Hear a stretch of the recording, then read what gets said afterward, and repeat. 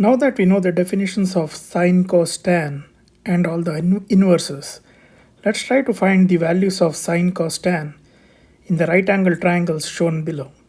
So let's start with the first one. So here we have to find the value of sine A. So the opposite side would be BC and the hypotenuse would be CA. So sine is always opposite by hypotenuse. So in this case it will be 4 divided by 5. So that is sine A. Now what would cos A be? Cos is adjacent by hypotenuse. So that would be 3 divided by 5. Now what is tan A? Tan A is sine A by cos A, which is nothing but 4 by 5 divided by 3 divided by 5. We can cancel out the 5's and that would be 4 divided by 3. Now cosecant A is nothing but 1 by sine of A. It's an inverse. So that would be 5 by 4. Secant A is 1 by cos A. That would be 5 by 3.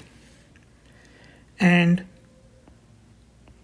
cotangent A or cot A would be 1 by tan A, which is 3 by 4.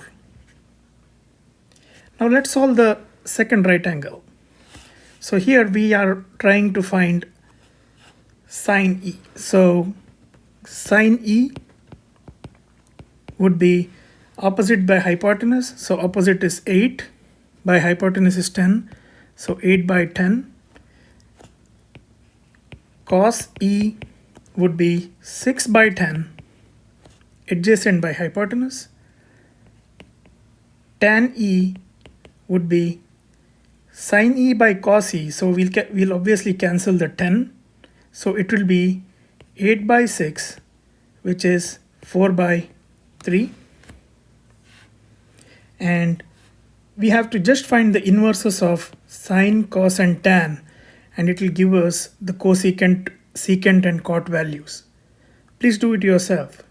You can pause the video and then try to write it on your own. So cosecant E would be 10 by 8 or 5 by 4. Secant of E would be 10 by 6 or 5 by 3. Cot E would be 3 by 4. Now the third right angle triangle, this is interesting. So here we don't have the value of x and y. So we have been just given variables x and y. So in a right angle triangle, the value of the hypotenuse is square root of x square plus y square. Here we are applying the Pythagoras theorem. So sine A would be opposite by hypotenuse. So it would be y by square root of x square plus y square. Cos A would be adjacent by hypotenuse, x by square root of x square plus y square. Tan A would be sine A by cos A, which is nothing but y by x, because the denominator x square, square root of x square plus y square cancels out. So you can find the inverses easily. I hope you enjoyed this video. I'll meet you in the next video. Thank you. In this video, let us try to solve few problems related to trigonometric functions. Let us address the problem here. So the data given is tan A is equal to 4 by 3. We have to find the value of sine and cos. Now to address this problem, let's first define tan A. So we know that from the previous videos, tan A is sine A by cos A. And to define sine A, we know that it is nothing but opposite by hypotenuse divided by cos A is adjacent by hypotenuse. So here hypotenuse cancels, so basically it is opposite by adjacent, and this is equal to 4 by 3 that is provided in the question. Now if opposite and adjacent is 4 by 3, let us mark it in the right angle triangle. Let us draw it.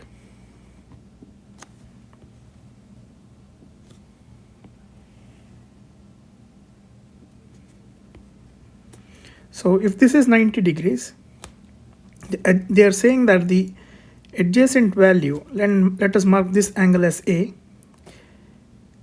So adjacent is 3 and opposite is 4. Now if we apply Pythagoras theorem, this is square root of 4 square plus 3 square, which is 5. So this side is equal to 5. Now if we apply sine A, the definition of sine A, which is opposite by hypotenuse, it will be 4 by 5, and cos A will be adjacent by hypotenuse, which is 3 by 5. So this is how we can solve trigonometric functions if you know the definition thoroughly. Now let us try to solve this problem. Here there are two triangles ABC and PQR, and the data given is that the angle at B and the angle at Q, they are acute, and also sine B is equal to sine Q. So what we have to prove is the angle at B is equal to angle at Q. So we can prove this only when we are able to prove that the ratios of each of these sides is equal. So basically we have to arrive at a point where AC by PR is equal to AB by PQ is equal to CB by RQ.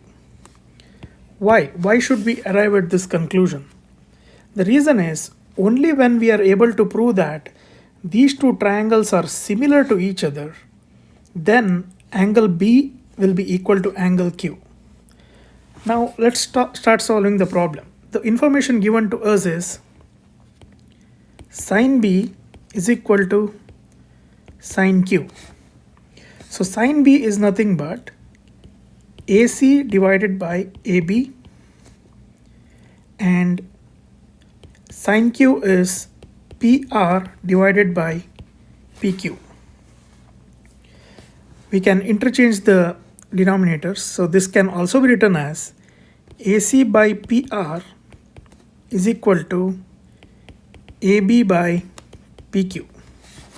Now let's assume AC and PR had some real values. So when we divide this, we will get a value of K. So basically what we found from here is AC is equal to K times PR and AB is equal to K times PQ. So the ratio of this is also equal to K, and ratio of AB by PQ is also equal to K. So we got two equations now. Now let's go back to the triangle. So here we already found the ratio of AC by PR and AB by PQ, and this value is K each. Now only thing we have to identify is if this is also equal to K. Now how do we solve it? What is CB? In a right angle triangle, we can use the Pythagoras theorem here. So if we apply the Pythagoras theorem, what will we get? What is CB here? CB is square root of hypotenuse square, which is AB square minus AC square, And what is RQ? RQ is square root of hypotenuse square again, which is PQ square minus PR square. Correct? Now we have to find the ratio of CB by RQ.